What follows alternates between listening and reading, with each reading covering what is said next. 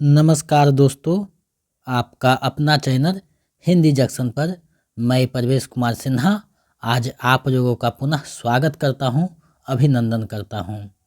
जैसा कि आप सभी को पता है कि हम लोग स्टेट पेपर 2 का तैयारी कर रहे हैं, तो उसी कड़ी में आज एक नया वीडियो लेकर उपस्थित हुए हैं। अगर आप नए हैं तो चैनल को सब्सक्राइब कर दें, बेल आइकन को दबा दें ताकि मेरे आने वाला वीडियो का नोटिफिकेशन आपको मिलता रहे और इसे दोस्तों में ज़्यादा से ज़्यादा शेयर करें ताकि सभी लोग इसका लाभ उठा सकें। दोस्तों, अगर आप बिहार स्टेट पेपर 2 हिंदी का तैयारी कर रहे हैं तो ये वीडियो आपके लिए महत्वपूर्ण होने जा रहा है, क्योंकि इसमें हम लोग भरमर गीतसार जो है, जिसके संपादक रामचंद्र शुक्ल हैं, उसी के पद संख्या 6, 9, 10, 108 और 109 यानी कुल 5 पदों को देखेंगे।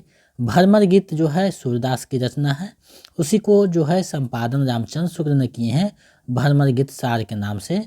तो उसी को पद को देखेंगे, उसके व्याख्या को देखेंगे और सूरदास से जो संबंधित प्रश्न पूछे जा सकते हैं उसको भी देखेंगे। और साथ ही साथ इन सब चीज़ों के बावजूद MCQ जो पूछे जाते हैं और पूछे जाने की प्रबल संभावना है उसको भी देखेंगे। तो हम लोग सारे चीज़ों को देखने वाले हैं, तो आप लोग वीडियो के अंत तक बने रहिएगा, क्योंकि भरमर गीतसार से BPSC में भी प्रश्न पूछता है, तो स्टेट में सिलेबस में है और साथ ही साथ नेट में भी इससे प्रश्न पूछता है। तो ये चारों दृष्टि से ये महत्वपूर्ण हो जाता है। तो आज हम उसी को देखने वाले हैं, बारीकी से देखेंगे, समझेंगे और इसके बारे में जानकारी हासिल करेंगे। तो चलिए बिना देर करते हुए आज के टॉपिक की तरफ बढ़ते हैं। जैसा कि आप देख पा रहे हैं, भरमर गीतसार, भरमर गीत के रचनाकार जो हैं सूरदास हैं।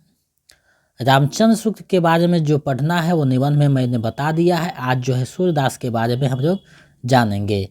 अगर आप मेरे जितने क्लास हुए हैं, जितने प्रैक्टिस सेट हुए हैं, जितने होंगे सारे का PDF पाना चाहते हैं तो 199 रुपया मेरे नंबर 7261815307 पे आपको पेमेंट कर देना है, गूगल पे या फ़ोनपे या पेटीएम से, और उसका स्क्रीनशॉट हमारे इसी नंबर पे भेज दीजिएगा तो हम इधर से आपको PDF प्रोवाइड करवा देंगे। और अगर आप BPSC 3 का तैयारी करना चाहते हैं तो 249 रुपया भेजना होगा और सक्षमता के लिए भी 249 रुपया भेजकर सारे का नोट्स और कुल 15 से 20 प्रैक्टिस सेट आपको प्रदान किया जाएगा, तो उसको भी आप लोग परचेज कर सकते हैं। दूसरी बात है कि अगर आप मेरे टेलीग्राम चैनल से नहीं जुड़े हैं तो हिंदी जंक्शन के नाम से बना हुआ है, वीडियो के डिस्क्रिप्शन में लिंक दिया हुआ है, वहां से जुड़ सकते हैं। वहां प्रत्येक दिन एक प्रश्न दिया जाता है और सूचनाएं वहां प्रदान की जाती है। और साथ ही साथ यूट्यूब के जो कम्युनिटी पोस्ट है वहाँ भी प्रत्येक दिन एक प्रश्न दिया जाता है। तो इन सारे चीज़ों से जुड़कर अपनी तैयारी को बेहतर कर सकते हैं। तो चलिए हम लोग सूरदास के बारे में सबसे पहले जानते हैं। सूरदास का जन्म 1478 ईस्वी रुनकता नामक ग्राम में हुआ था। डॉक्टर नगेंद्र गणपति चंद्रगुप्त और 252 वैष्णव की वार्ता और 84 वैष्णव की वार्ता साहित्य के अनुसार उनका जन्म सिही में हुआ था। 252 और 84 वैष्णव की वार्ता सर्वमान्य है, यानी सिही में सभी लोग मानते हैं लेकिन रुनकता में कुछ लोग मानते हैं। तो ये जो है दुविधा है, सिही ही आपको मान कर चलना है, क्योंकि ज़्यादा प्रमाणिक इसी को माना गया है। 1478 ईस्वी को हुआ था। निधन जो है सूरदास का 1583 ईस्वी को गोवर्धन के निकट पारसौरी मथुरा में हुआ था। सूरदास और तुलसी जी की यहीं भेंट हुई थी। गुरु ब्रह्माचार्य से 1509 से 10 में पुष्टि मार्ग की दीक्षा ली। तो ये जो है इससे संबंधित महत्वपूर्ण जो जानकारी था मैंने आप लोगों को यहाँ जानकारी दिया। अब जो है इसका उपनाम से संबंधित चीज़ें को देखते हैं। सूरदास के उपनाम पुष्टि मार्ग का जहाज जो है विठलनाथ ने कहा था। भक्ति का समुद्र ब्रह्माचार्य और नाभादास दोनों ने कहा था। खंजन नयन अमृतार नागर ने कहा और वात्सल्य रस का सम्राट रामचंद्र शुक्ल ने कहा। जीवनोत्सव का कवि आचार्य रामचंद्र शुक्ल ने कहा। हिंदी साहित्य के आकाश का सूर्य भिखारी दास ने कहा। भिखारी दास ने एक दोहा लिखा, सूर्य सूर्य तुलसी शशि उर्गन केशव अब के कवि अघोत्तम सम जहाँ तहाँ करत प्रकाश। सूर्य जो है सूर्य है और तुलसी जो है शशि है, चंद्रमा है, और उर्गन जो है तारे जो हैं केशव दास है। तो ये जो है पंक्ति भिखारी दास का है जो लेखकों के बारे में ऐसा कहा है। तो यहाँ से ज़्यादा महत्वपूर्ण पुष्टि मार्ग का जहाज और वात्सल्य रस का सम्राट, ये दोनों ज़्यादा महत्वपूर्ण है, इसे आप लोग ध्यान में रखिएगा। और वीडियो को ज़्यादा से ज़्यादा शेयर कर दीजिए ताकि सभी लोग लाभ उठा सके। ग्रुप में सेंड कर दीजिए, व्हाट्सएप ग्रुप में। कुछ विद्वान के अनुसार सूरदास जो है जन्मान थे, तो कुछ के अनुसार वे बाद में अंधा हुए। जन्मान मानने वाले विद्वान में जो है वार्ता साहित्य यानी 252 वैष्णव और 84 वैष्णव की वार्ता है, उसमें मिश्र बंधु भक्तमार नाभादास और अचम सिंह और रामविलास शर्मा हैं जो कि जन्मान मानते हैं। और जन्म के बाद अंधा मानने वाले में हजारी प्रसाद द्विवेदी, नामवर सिंह, प्रियदास, मोतीलाल मुनरिया और नंद दुलारे वाजपेयी हैं। अब इनकी रचनाएं के बारे में जो जानकारी है उसको हम लोग देख देते हैं। नागरिक प्रचारणी सभा काशी के अनुसार इनकी 24 रचनाएं हैं। पीतम्बर दत्त वर्तवार के अनुसार 12 रचनाएं हैं। आचार्य रामचंद्र के अनुसार 9 रचनाएं हैं। हजारी प्रसाद द्विवेदी के अनुसार 7 रचनाएं हैं। वर्तमान में इनकी उपलब्ध रचनाएं 3 हैं। तो मूलतः जो है प्रमाणिक रचनाएं इनकी जो है 3 मानी जाती है, ये आपको ध्यान में रखना है। सूरसागर, सूरसारावरी और साहित्य लहरी, ये जो 3 रचनाएं हैं इसके जो है प्रमुख माने जाते हैं, यही प्रमाणिक है, आपको ध्यान में रखना है। तो सूरदास से संबंधित ये महत्वपूर्ण बिंदु था जिसको मैंने आपको समक्ष जो है पेश किया। अब जो है इनके जो पद हैं जिनको पढ़ना है सिलेबस में, उसको हम लोग बारी बारी से देखेंगे। सबसे बड़ी बात है कि सूरदास जो है अंधा होने के बावजूद कृष्ण के जो बचपन रूप का वर्णन किया है वो बेजोड़ है, हिंदी साहित्य में उसका जोड़ नहीं है।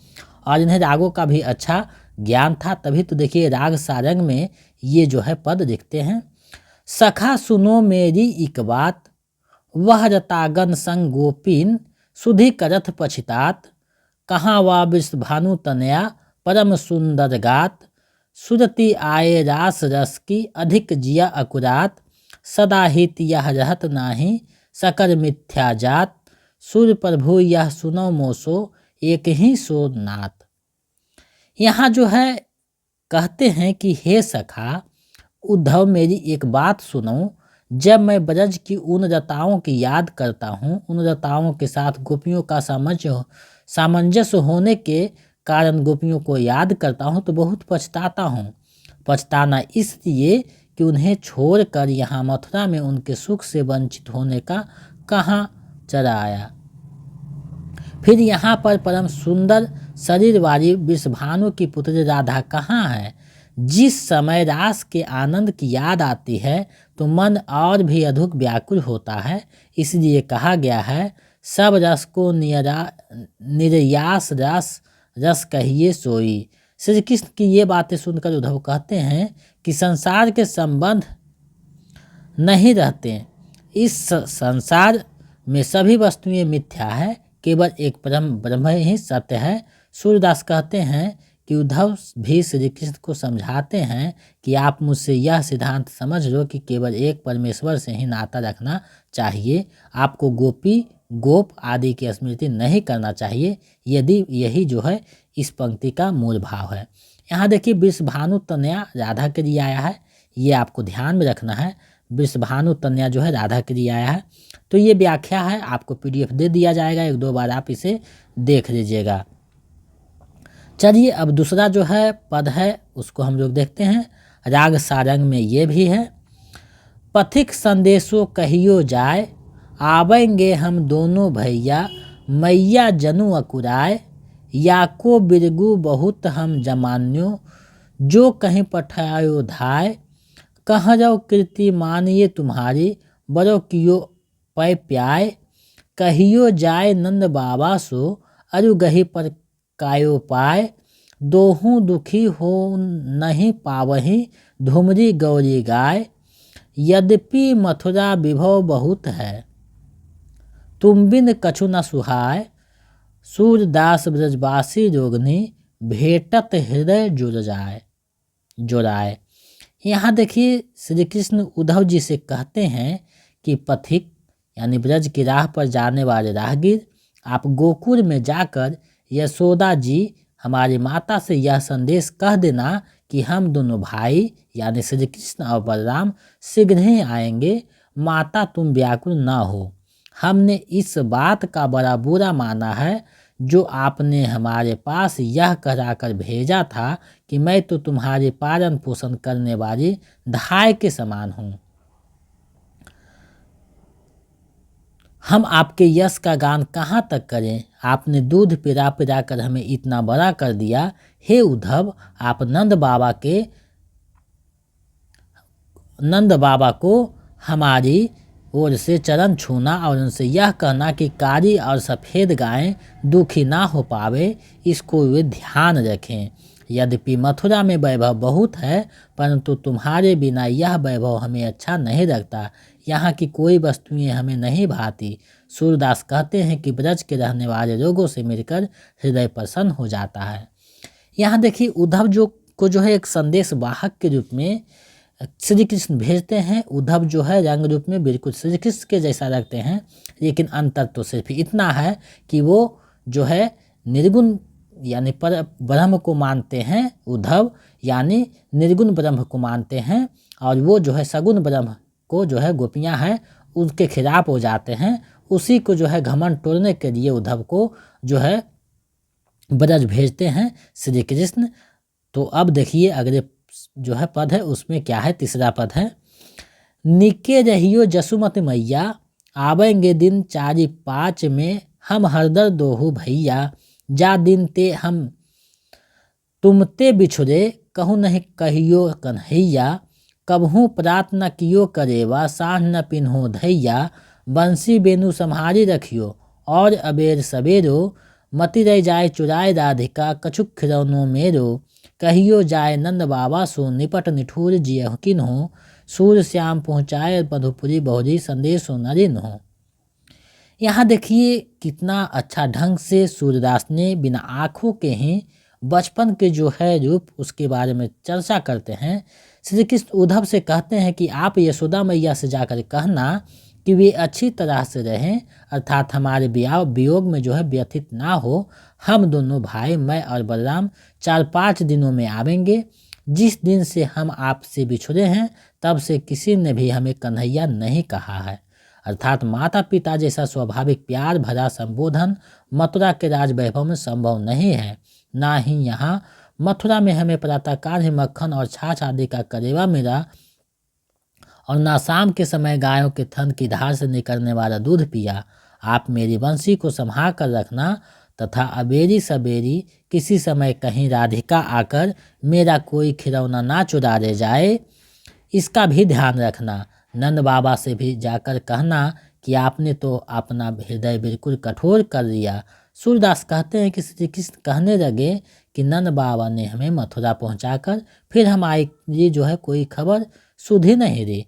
यहाँ देखिए श्री कृष्ण जो है नंद बाबा पे आरोप लगाते हैं कि आप तो जैसे हमें भूल गए हैं, कोई सुध नहीं दिए हैं।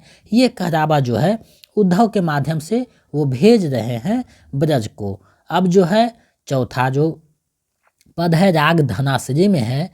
ये देखिए कि राग है जो कि तुलसीदास की कितना मार्मिकता है, कितना जो है प्रसिद्धि है, कितना जो है शब्दों पे पकड़ था, रागों पे पकड़ था, वो यहाँ दिखता है। तो हम लोग बारी बारी से देख रहे हैं चीज़ों को, और 10 फरवरी तक आपका लगभग क्लास हम समाप्त कर देंगे।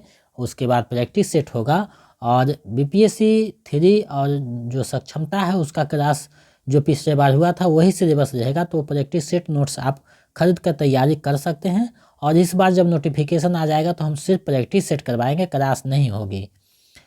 तो आप लोग नोट्स से तैयारी कर सकते हैं। जो नहीं दिए हैं दे दीजिएगा, जो दे दिए हैं उसी को जो है प्रैक्टिस करते रहें, रिवीजन करते रहें।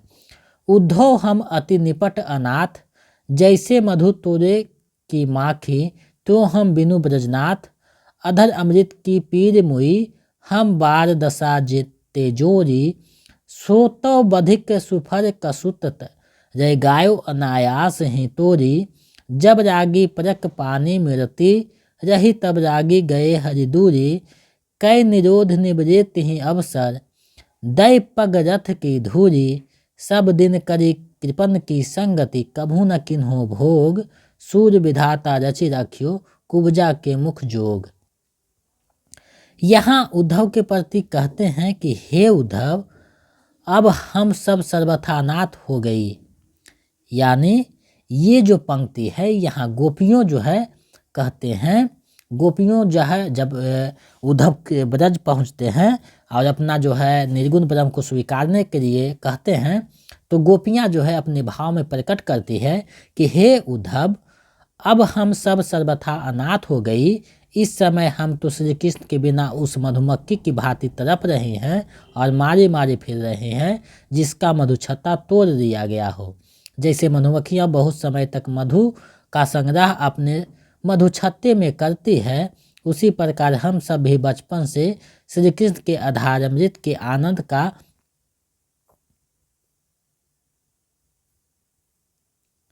संग्रह करती रही और सोचा था कि हम समय आने पर इस अधरामृत को ग्रहण करेगी, लेकिन यह सुखद संयोग प्राप्त न हो सका और हम सब उसके अभाव में मरती रही, क्योंकि उस अधरामृत रूपी मधु के छत्ते को बहेरिया रूपी यानी अक्रूर जी को जो है बहेरिया के रूप में कहते हैं कि अक्रूर अचानक तोड़ कर उठा ले गए। आशा यह है कि अचानक जो है अक्रूर जी आते हैं और दोनों को लेकर चले जाते हैं मथुरा। वही ये जो है उसको रहना दे रही है कि जैसे छत्ता को कोई तोड़ देता वैसे ही अक्रूर जी जो है मेधा जो रस रूपी कृष्ण थे उसे तोड़ दिया गया है। जब तक हम सब अपनी पलकों को हाथे से मिंजती रही और सोते से जागृत अवस्था में आई, तब तक श्री कृष्ण बहुत दूर निकल चुके थे। हम सब उनके पीछे दौड़कर उन्हें रोकने की बहुत बड़ी चेष्टा की, लेकिन अक्रूर जी रथ के पहिए की धूल उड़ाते हुए निकल भागे। उनकी धूल में हम श्री कृष्ण को देख ना सकी, अंततः निराश होकर लौट आया। हमने तो सदैव कंजूसों जैसा व्यवहार किया और कभी भी श्री कृष्ण के उस सुख को भोगा नहीं, उसे छिपाती रही और खर्च करने में कतराती रही। लेकिन भाग्य की बात कौन जानता है। सूर्य के शब्दों में गोपियों का कथन है कि जिस सुख को संग्रह किया आज, ब्रह्मा ने उसे कुब्जा के भाग्य में रच दिया और वह भोग्य कुब्जा के उपयुक्त समझा गया और उसकी अधिकारिणी वह बन बैठी। कृतज्ञ इसका जो तात्पर्य है यह है कि आज श्री कृष्ण ने उस मधुर अमृत का पान कुब्जा कर रही है। यानी जो कुब्जा है, मथुरा में जो कुब्जा थी, उनके जो दर्शन से जो है सुंदर नारी बन जाती है, उसी पर जो है यहाँ व्यंग करते हुए गोपियाँ उद्धव को जो है बता रही है कि हम उसके बिना नहीं जी सकते, हम लोगों को छोड़कर चले गए हैं श्री कृष्ण। तो ये जो वात्सल्य रस का जो सम्राट कहा गया है, ऐसे ही नहीं कहा गया है सूरदास को, क्योंकि उनके जो पदों में है वो मार्मिकता है, वो अभिव्यंजना है जो सबों से हटकर है। इसलिए जो बचपन का जो कृष्ण का चित्रण है बाल वत्सल रूप में जो है यहाँ देखने को मिलता है, जो यहाँ देख रहे हैं। अब जो अंतिम पद है राग सोरठ में है, इसको हम लोग देख लेते हैं। उद्धव ब्रज की दशा विचारो, ता पाछे यह सिद्धि, अपनी जोग कथा विस्तारो, जे ही कारण पठे नदनंदन, सोच चहु मन माही, केतिक बीच विरह पर मारत, जानत हो किधो नाही, तुम निज दास जो सखा, श्याम के संतत निकट रहत हो, जर बूरत आरंबन फेन को फिर फिर कहाँ गहत हो, तय अति ललित मनोहर आनंद, कैसे मन ही विसारो, जोग जुगति और मुक्ति, विविध विधि या व मुरली पर वारो, जे ही उर बसे श्याम सुंदर, घन क्यों नुरघिन कही आवो, सूर्य श्याम सोई भजन भावै, जाहि दूसरे भावो।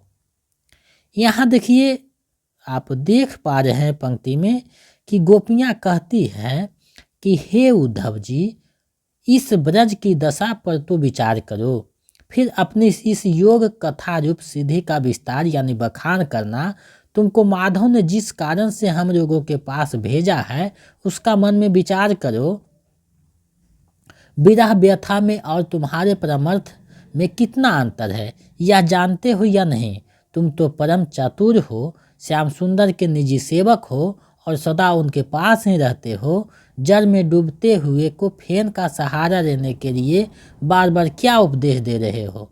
हमें परमार्थ रूपी फेन के सहारे बचाना चाहते हो।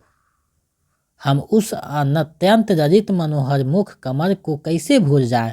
तुम्हारी योग की सारी युक्तियों को तथा विविध प्रकार की मुक्तियों को हम उस मोहन की मुरली पर निछावर करती है। जिस हृदय में श्याम सुंदर ठसाठस भरे हैं वहाँ तुम्हारे निर्गुण का प्रवेश कैसे हो सकता। तुलसीदास सूरदास के शब्दों में गोपियाँ कहती है, उस भजन को निकाल कर बाहर करो जिसमें श्याम सुंदर के सिवा कोई दूसरा प्रिय लगता हो।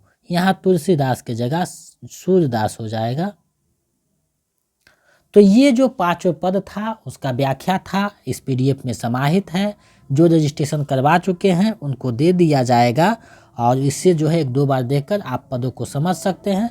और क्योंकि जो है हो सकता है पद आपको पंक्ति में पूछ दे या फिर पदों से संबंधित शब्द के बारे में पूछ दे, तो आपको ये पता होना चाहिए। चलिए अब इससे संबंधित जो एमसीक्यू है उसको हम लोग देख लेते हैं।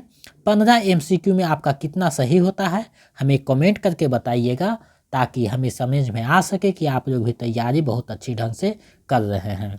और मेरे जो नोट्स हैं, प्रैक्टिस सेट हैं, इसके सिवा आपको कुछ भी अदर बुक लेने की हिंदी के लिए आवश्यकता नहीं है, यही काफ़ी है। और पेपर 1 का जो क्लास है कल शनिवार है, स्टार्ट हो सकता है, अन्यथा रविवार को जो है क्लास शुरू हो जाएगा। और पेपर 2 का जो लगभग 20 से 25 टॉपिक जो है लगभग 5-7 दिन में हम ख़त्म कर देंगे। उसके बाद 1-2 टॉपिक बच जाएगा तो बीच बीच में देख लेंगे और प्रैक्टिस सेट हम लोग ज़्यादा करेंगे। भ्रमर गीत के रचनाकार कौन है आपको बताना है। तो भ्रमर गीत जो है सूरदास की रचना है, आप सभी को पता है, विकल्प ग सही हो जाएगा। चलिए आगे बढ़ते हैं, अगले प्रश्न को देखते हैं। अगला प्रश्न क्या कहता है, भ्रमर गीत सार के संपादक कौन है। भ्रमर गीत सार के संपादक कौन है, तो आप सभी ने देखा था थंबनेल में, रामचंद्र शुक्ल जी हैं, विकल्प क सही हो जाएगा। चलिए आगे बढ़ते हैं। पुष्टि मार्ग का जहाज किसे कहा जाता है। पुष्टि मार्ग का जहाज किसे कहा जाता है, तो सूरदास को कहा जाता है, विकल्प ख सही हो जाएगा। और विठल दास ने इसे कहा था।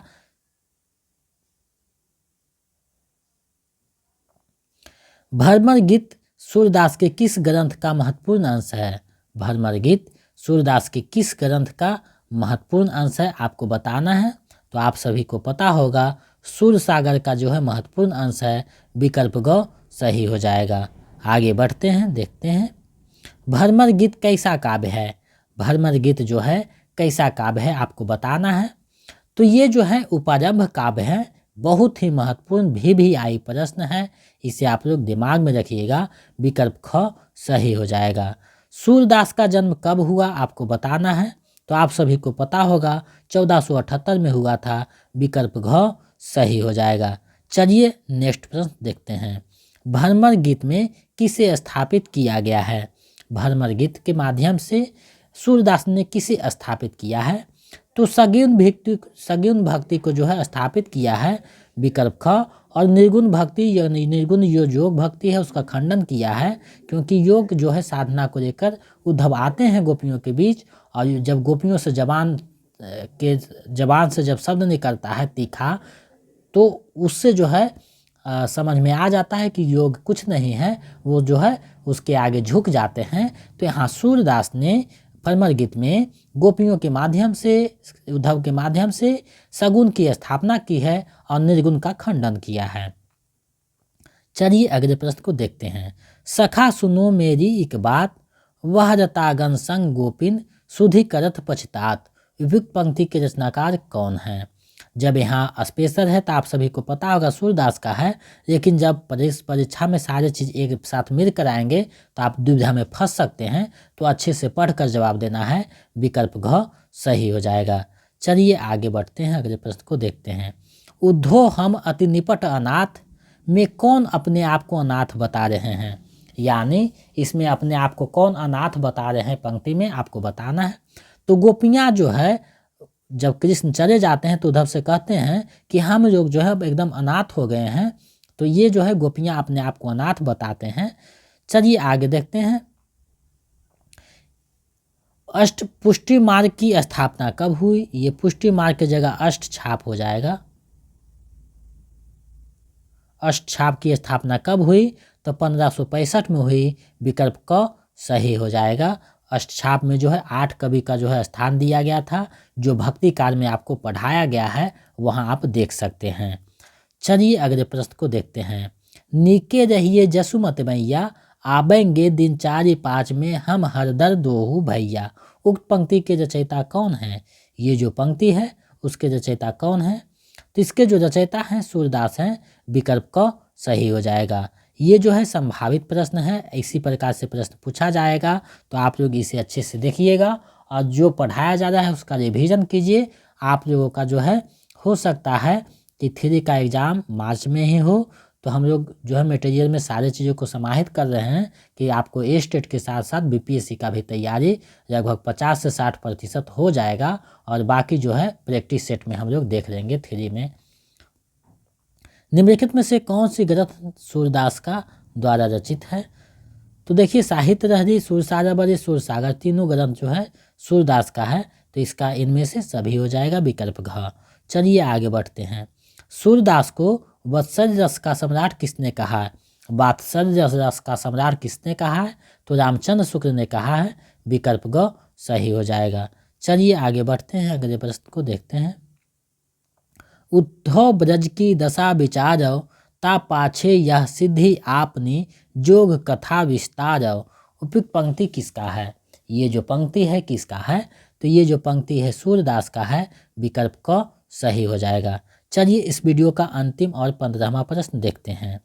भ्रमर गीत में ज्ञान और निर्गुण भक्ति का प्रतीक कौन है? भ्रमर गीत में ज्ञान और निर्गुण भक्ति का प्रतीक किसे बनाया गया है आपको बताना है। तो ये जो है उद्धव को जो है प्रतीक के रूप में इस्तेमाल किया गया है। विकल्प ख सही हो जाएगा, क्योंकि उद्धव ही योग साधना लेकर गोपियों के बीच आते हैं, निर्गुण भक्ति को जो है स्थापित करना चाहते हैं, लेकिन गोपियाँ जो है मानती नहीं है। यही है सूरदास की गोपियाँ, जो अपने आप को श्री कृष्ण के जो है समर्पित कर चुकी है, उसे दूसरा कुछ स्वीकार नहीं है। वो सीधे सीधे कहते हैं कि हमारे हृदय में ठसम ठस जो है श्री कृष्ण बसे हुए हैं, और दूसरा कैसे हम किसी को स्वीकार कर दें। उनके बांसुरी पर जो है मेरा सारा जीवन कुर्बान है। तो ये जो है सूरदास के द्वारा स्थापित किया गया है, जो आप यहाँ देख रहे थे। तो आप अगर आपका 15 में इसमें कितना सही होता है हमें कमेंट करके बताइएगा, ताकि हमें समझ में आ सके कि आप लोग भी तैयारी अच्छे से कर रहे हैं। और दूसरी बात है कि आप लोग जो है अगर मेरे जितने क्लास हुए हैं, जितने होंगे, जितने प्रैक्टिस सेट हुए हैं, जितने होंगे, उस सब का PDF पाना चाहते हैं पेपर 2 का, तो 199 रुपया हमारे नंबर 72 61 81 53 07 पे आपको पेमेंट करना है। आप किसी भी माध्यम से पेमेंट कर सकते हैं, गूगल पे, फ़ोनपे या पेटीएम, और उसका स्क्रीनशॉट लेकर हमें व्हाट्सएप कर दीजिएगा, तो हम इधर से आपको PDF प्रोवाइड करवा देंगे। और अगर आप BPSC 3 का प्रैक्टिस सेट और नोट्स पाना चाहते हैं तो 249 रुपया इसी नंबर पर पेमेंट करना है, और सक्षमता के लिए भी प्रैक्टिस सेट और नोट्स के लिए जो है 249 रुपया पेमेंट करना होगा। तो आपको जो चीज़ का तैयारी करना है उसका पेमेंट करके तैयारी बेहतर कर सकते हैं। तो मेरे साथ बने रहने के लिए बहुत बहुत धन्यवाद। मिलते हैं एक नए वीडियो में। अगर चैनल पे नए हैं तो सब्सक्राइब कर दें, दोस्तों में शेयर कर दें, ताकि हम आपके लिए जो मेहनत करते हैं उसका जो हमें एक मोटिवेशन मिल सके। तो बहुत बहुत धन्यवाद। मिलते हैं नए वीडियो में।